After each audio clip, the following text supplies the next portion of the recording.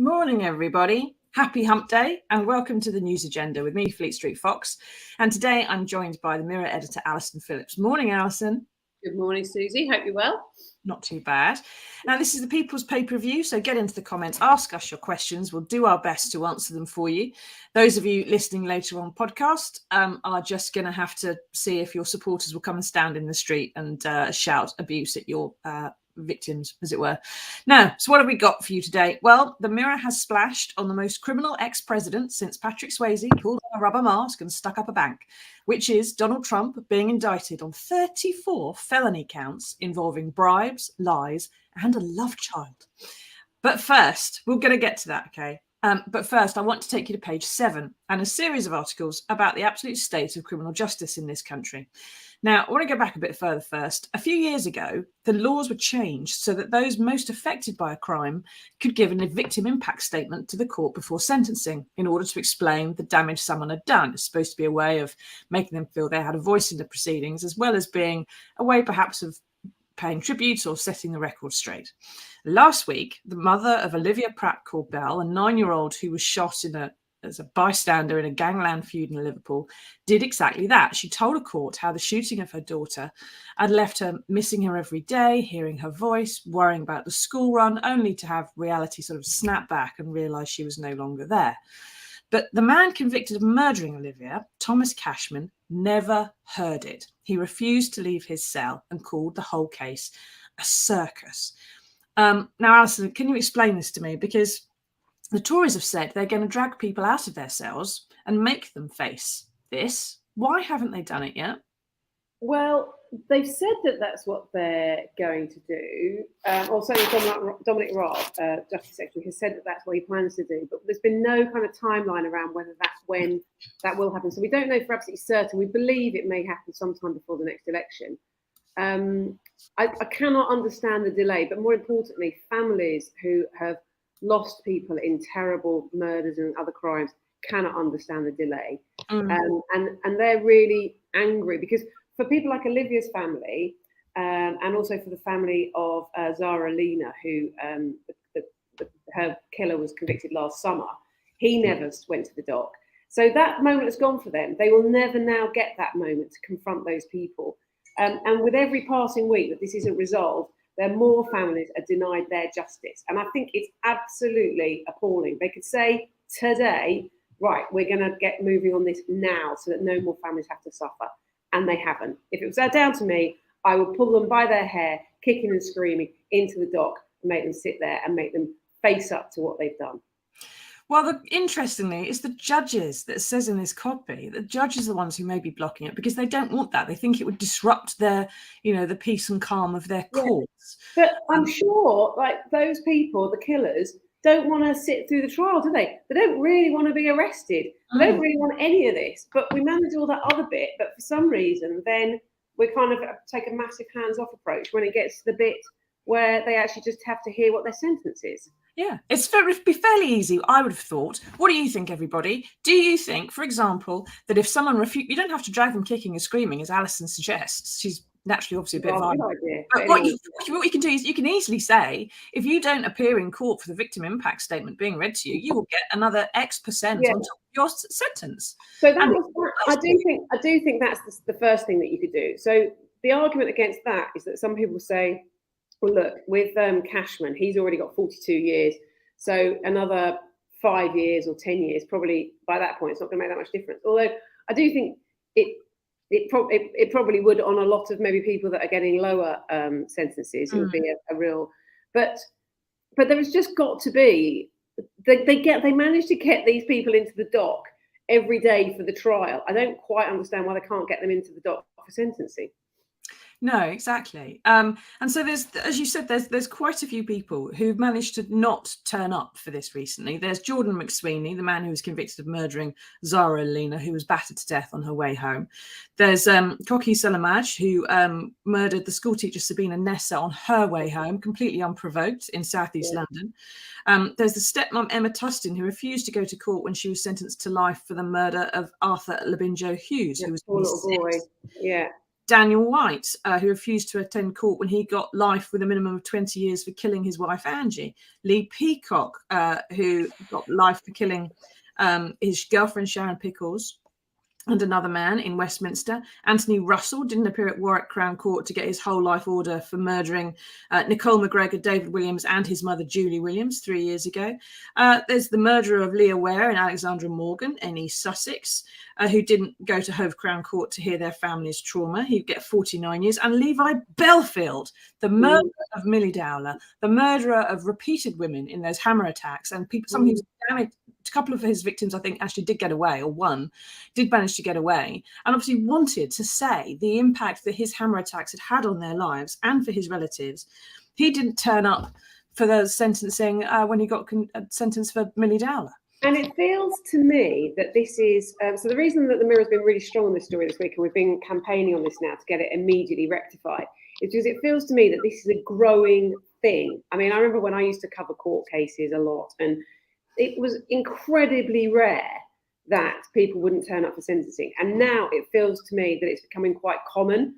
And this idea that justice is a bit of a take it or leave it thing, oh no, I'm a bit busy today, or no, I don't quite fancy that, just completely undermines the idea of justice. So, and we're not necessarily like a real hang 'em and flog 'em, news brand at all. In fact, actually, I completely believe that, there's always should be the opportunity for people to retribution and restorative justice and all the things for people to redeem themselves and to reform.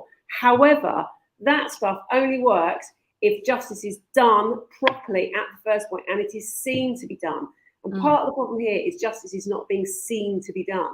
Yeah, and part of the important bit of restoring that sense of justice and things going right as well is to give people the chance to have their say. Well, I think societally as well, at the moment, there is a perception that the bad guys are winning, and that actually people who work hard, just try and get on with their lives, play by the rules, are somehow being slightly taken for mugs, who people who are bending the system, twisting the system, committing acts of crime, acting the bad guys in a kind of threatening, menacing. There's that general sense in society. And the first way you've got to go about addressing that is like when we've actually found somebody and a court and a jury has found them to be guilty, they need to ensure that that person sucks up everything that's coming to them. Yeah, well, that should be part anyway of the rehabilitation process. You have to admit what you've done and you have to face the consequences. Yeah. Mike says, Susie just used my point. Any criminal refusing to face justice should automatically have their sentence lengthened, no matter how much. No doubt these thugs will cause mayhem in court and or laugh at their victims, but they should be shown to face justice. Now, there's some, on that page, there's some, and Ian agrees with Mike, on that page there's some beautiful pictures not seen before of Olivia prancing around at home, strutting on a pretend catwalk and laughing when she's playing and stuff like that. But as you've said, Alison, that just increasing the sentence might not do it. And there's also the possibility, I suppose, that really they could, if they're forced to turn up, can they be forced not to wear headphones? Can they be forced to actually listen? Are they just going to stare at the floor? We can't force them to comply. And what are the chances of them, claiming some kind of personality disorder which prevents them having to be there or something? They're just going to game the system, I'd have thought. But well, I think so, but they won't all be able to do that on all those things. And I think the interesting thing is you sometimes wonder if it might actually almost be the better thing for the person that's been convicted as well, in that possibly it's only really by seeing the enormity of what they've done, that they might actually be able to come back from it. I don't know. I just think it's a really, really important point. And what was the point of finally changing the laws? People were able to make victim impact statements if then they're not even being heard by the person who committed the crime. It just feels like we've just made things even worse for victims' families. Yeah, maybe they could be piped into their cell or something if they're refusing to leave. I Yeah. don't doubt someone would say, well, look, forcing someone to confront this in a perhaps slightly uncontrolled way may sort of, lead to more suicides or some kind of self-harm or other problems. There's ways of doing it, I'm sure, to make it something that people actually... This did not used to be a problem. This is a growing thing. And the only reason it's growing is because people are seeing other people doing it. And as with all kind of bad behaviour, you just need to clamp down on it and say, no, these are the rules, and you are going to obey by the rules just like everybody else. Exactly. Now, what do you think, everybody? Get into the comments, let us know. I assume that most of you are going to be absolutely fine with murderers facing justice and facing the relatives of their victims. But what about anyone on the other side? Do you think this is actually a cruelty? Do you think this is unfair? Do you think it was a political thing, perhaps, that someone started, a politician said, oh, we're going to make people face justice to try and look like they were tough on crime, when actually, the cutbacks and so on in the justice system we're telling a completely different story. Robin says, Cashman is a disrespectful coward and he couldn't face the family. Well, that's why he was shooting guns into people's houses, wasn't it? It wasn't because he was a decent person. Expect them to act like decent people with consciences. They wouldn't be in the dock in the first place if they were, would they? Melanie says, make them attend the court, extend their sentences. I think we know the way the public are sitting on this, but maybe there are other solutions. Who knows? But now we need to move on to another story, the main story of the day, really, the one everybody's talking about, which is the arraignment, I suppose is the right word, yesterday. Donald in the dock. Donald Dock. Like that. Nice headline. Sadly, no good for SEO whatsoever. But Trump on trial, basically. He appeared in New York yesterday. He was to face his indictment and enter his pleas on 34 felony counts, of which basically amounts to bribes, lies, and a love child, which we hadn't previously been aware of, alleged, I should say. Now, Alison, these were quite astonishing scenes, weren't they? And there were some sort of astonishing revelations in these charges as well. Trump's pleaded not guilty to all of them, but some people are sort of saying that the evidence that was revealed yesterday is a bit weak. We haven't seen very much detail yet. So is that because there isn't very much detail, or is that because it's yet to come our way? So this is the very early stages. If it ever gets to court, it's not going to be until next year. I think the next court date is not even until December. So there's an awful long way to run on this. And I mean, the things that came out were the payments through a kind of third party to Stormy Daniels, the porn star, also to another woman, and also to a doorman who apparently had a story that he had Trump had an illegitimate child. So, and this was all an attempt to sort of hush up these stories in the run-up to the 2016 election. So, no, there's not a huge amount of detail so far, but we'll, I guess, see what happens next. Yeah, it has been through the grand jury process, which means they've taken evidence from people. They've been able to subpoena documents and things like that. And the sort of fundamentally, they're claiming that the way Donald described all this in his company accounts was less than 100% honest, shall we say. Yes. And Jason says, does Trump think it's a kangaroo court? There's Melania, not at the court yesterday. In fact, she doesn't seem to have left Mar-a-Lago since they moved down there, and is very rarely seen with Donald these days. Herbie says, can Trump even say kangaroo? I mean, he clearly does.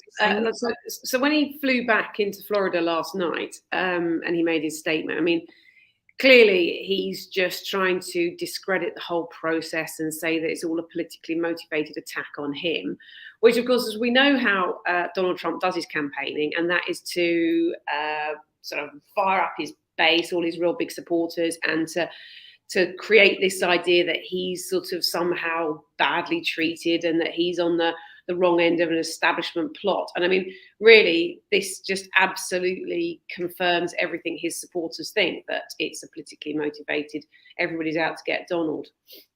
Exactly. But it doesn't really explain how the 23 people on a grand jury are all out to get Donald. Unfortunately, the Americans have got this system of electing their district attorneys, which means that you do have people of one party or another party investigating people of the same party. It's ridiculous. I don't know why they do it that way. But Alan says it's an orchestrated witch hunt. The problem with that, Alan, number one, is that witches aren't real. Donald Trump is. I think even to the dimmest person, that's pretty evident. Alvin Bragg has a record and rap sheet of hating Donald Trump personally and being on the record as saying he would take him down when he got into office as a district attorney. That doesn't mean he personally hated it. It may just be that he thinks he's criminal. Alan, that is kind of the job of a district attorney. And if he said that before he got elected, that may be what the people want because they elected him. The whole thing is a clown show, and all it's done is strengthen Donald Trump's position for the next election in 2024. Now, you've got a point there, Alan, because after yesterday's appearance. Now, before his appearance, there were polls showing that most Americans, 60%, were saying that Donald Trump shouldn't be able to run for office if he is convicted, and that Democrats were very anti everything to do with Trump, but only about 25% of Republicans were supportive of him. But polls since his appearance are showing that a majority, certainly of Republicans, are supporting the former ex-president. They think that this is a witch hunt. They're believing the stuff that he's saying. I think perhaps having seen that there's not an awful lot of evidence yet, Alison, and not seeing how things have turned out, the first polls are coming back with Republicans going, he is going to be our guy. He's going to be the guy on the ticket for the White House. And like you said, when the next court dates, there's this very slow process goes through. He's going to be on the ticket by then, isn't he? He's going to be. Yeah. I think it all sort of, shows how polarized the United States has become as well, in that people almost now seem unable to discuss this on the kind of merits or lack of merits of the case, and it's purely, do you like Trump or don't you like Trump? And it's a really. And I think, we're quite fortunate perhaps in this country as well, in that we don't have the politicization of the judges and the judiciary that we have in the States. Because, if you've got a case brought against you here, maybe some people would argue that, but it's a pretty much that you don't get politics creeping into how the law is carried out in the same way as you do in the States. And I think that makes it, whatever happens in this case, people have made their minds up already, and it's not even got to court. There has to be some pretty compelling evidence, I think, to change a lot of those die-hard Republicans that he's victim of a witch hunt. Yeah, and it's because I think it comes down to what Alan was saying there, and what Herbie was saying as well, that a lot can come between now and December the 4th, the next court date, is that, it may well be that he can convince the Republicans he's their guy and it's all a witch hunt. But when that actually plays out to the swing voters across the states, to the Democrats as well, are there going to be enough people who, on the other side of that, who are going to believe it, who are going to still vote for Trump? Or is they actually going to just drive more people to vote the other way? The other issue, I think, amongst a lot of the Republicans is that some of them may not necessarily be massive Donald Trump fans, but they're increasingly of the opinion that he's the only one that can win it for them, and so that's what they're sticking with their man, because they think he's the only one that's going to win it. Oh God, what a awful thought. Now Dee says, Herbie, watch out, he'll be moving to Mexico over his wall to get away. He never built the wall, Dee. So it's been much easier to go to Mexico, won't it? Now, our US editor, Chris Buxton, says on this piece that there are Republicans who are publicly, like Mitt Romney, people are fairly middle of the road, who are going out there and saying, oh, we support Trump and this is a witch hunt and this is politically motivated and this case shouldn't be going ahead.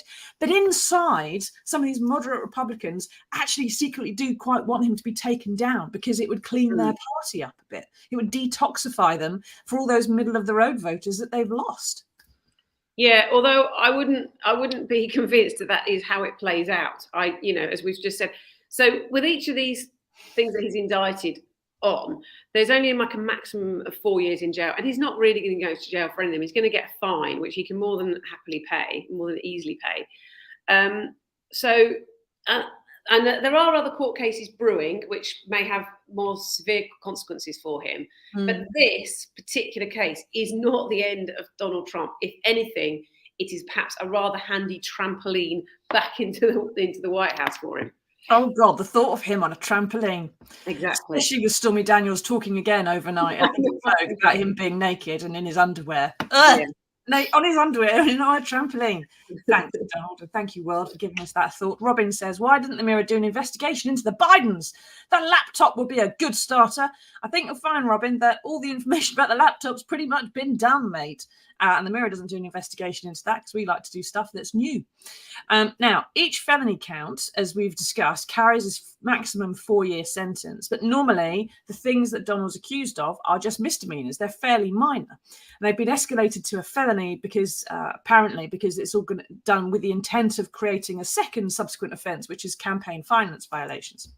Now, even if he's found guilty of this, Alison, I can see a lot of people here and abroad saying, well, look, who doesn't employ the thesaurus when they are doing their company accounts, when they're filing their expenses, when they're doing an insurance claim, you know, when they want to find perhaps a slightly different word to describe the thing they want to keep a little bit more private, maybe. And what businessman is 100% honest with the tax man or the accountant, especially in America, where there's actually quite a lot of cachet about not paying your taxes? You know, it looks like from the polls like it's not going to damage him, like you say, at least in the court of public opinion. Can he win, do you think, if he gets through this? Can he win this case? Can he ever win the White House again? Oh, absolutely. Absolutely. I think clearly there's not really anybody. The Republicans, I think, want him because they think he can win. And I think they're prepared to, I mean, after everything that happened on January the 6th, and I still think there are enough people that think he is the only hope for the Republicans to get back power. And I think he would still give it a good go. So, oh, yeah. Now, but we've got to bear in mind, he's still facing investigation into vote rigging in Georgia after the last election, an investigation into the mishandling of government top secret documents, and an investigation into the Capitol Hill riots. And it's worth bearing in mind, Herbie says here, I've just watched his speech on YouTube, a lot of finger pointing and blaming others, fake news yet again. There we can see people storming the Capitol. If this is what happened the first time he had to leave the White House, Alison, if he gets in again, the chances of there being a far worse insurrection that's not just a disorganized mob, I mean, it would just be even worse than before, wouldn't it? Well, I think his whole psychology will be very different this second time as well, because so his own sort of personal paranoias and fear that everybody's out to get him will be even more heightened because obviously he lost, where he feels that the steal, you know, that was stolen from him after the last election. So you've got that. And also I think that there would then be a real attempt to put more things in place to prevent him losing power again. I mean, there's a brilliant book that was written in the 1930s called "It Couldn't Happen Here." Yep, I read that. When he first got to power, and it's almost could have been written about Donald Trump's rise to power, and it's that idea that, well, no, that couldn't happen. He couldn't really create his own sort of militia that would prevent this happening or that happening. I think we have to be very aware that anything could happen with Donald Trump back in power. And I think, but we also have to be very aware that there's enough people in America who want that. And it's a very real possibility. Yeah, it's a bit sticky. Lazy says, Trump and Boris back in power be like a recurring nightmare. Can voters really be that stupid twice? Lazy, I will direct you to Google for the Daily Mirror front page when George W. Bush got elected. And I think it was Piers Morgan was editor at the time. And it said something like, can 100 million people really be this stupid? And mate, that was the upside, I think, of America's intellectual. But it's why I think we also have to think about why that many people want Trump back. I mean, a lot of it is, you know, they've been fed lies, misinformation, social media, fake news, all that sort of stuff, which is the irony that that's the phrase that Trump's taken on. But also what it is that they feel he gives them. And then I think, you know, other people who are fighting against them, either in the States or here, have to think about how they can improve that offer to those people that feel that Trump's an answer. Exactly. Now, Dee says they've been wanting him being impeached and held reasonable for his actions, held to account for his actions and what he has said for ages. One particular moment I thought was messed up when he said about injecting bleach. Seriously, who would do that? If only Donald Trump would. Perhaps all of our problems would be solved. But of course, if you've got a president who's an incumbent, who's not doing terribly well and perhaps doesn't always walk in a completely straight line, then people might vote for the other guy, mightn't they? Now, well, thank you very much everyone for taking part. Thank you for taking us through that, Alison. We're going to go into some good news now. We'll wrap up with some questions about Trump at the end, if you've got any more. But before we go to the good news, we've got some sad news, I'm afraid. As many regular viewers know, there's a little gremlin behind the scenes on this show called Ed, who runs the software that we use for this. He puts up the slides, he filters the comments, he gets them on the screen. And over the past couple of years, he's managed to get this show not only hundreds of thousands of views on Facebook, but also getting on for 1 million or more, I think, now on YouTube, trending with the likes of BBC and Sky, because he understands the algorithms and I don't. So it wouldn't matter what I said or did here. If Ed didn't do his bit, no bugger would ever see it. He shot our credits, he did the graphics, he did everything except this speaky bit, which, as we all know, is very low skilled. So he's been very tolerant of me whenever I've demanded to take this show on the road to the Labour conference, and when I crash in late after getting delayed on the school run. And he's absolute top banana, our Ed, right? Now, today, I'm afraid, is his very last show. And the last time that he's going to be nursing his baby through this half hour of chaos. So I would just like to say thank you, Ed, for all you've done. It wouldn't be anywhere near the success it is without you. And bon voyage, chum. Hope you have lots of success in whatever you do next. And that the next producer we get is just half as good as you are, please. Anyway, Ed, please roll good news.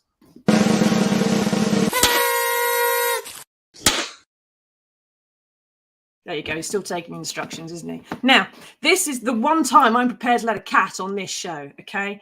Rainbow. Look at the size of that. Rainbow was 12.7 kilos when she was found by Cats Protection. Her legs were covered in urine burns because she couldn't wash. She could barely walk. She has now been fostered by a new owner, Maureen Morley. She's lost 4.5 kilos since March. She can now jump on the settee and cuddle her foster carer. And Alison, I've just got to say, considering the news we've had today, is this proof, do you think, that one way or the other, a pussy will always win in the end? Absolutely. It's such a great story. It's like a big, chubby cat, and had all those, and now he's like really healthy and happy, and everyone loves a great cat story. Exactly. And it gives me a chance to say pussy in a piece about Donald Trump. So I'm happy, and it gets past Facebook. Thank you, everyone, for taking part. Thank you, Ed. Thank you all for those who are listening on podcast as well. Until next Monday, we'll have another edition of the news agenda then. Till then, everyone, tatty bye. Bye. Bye.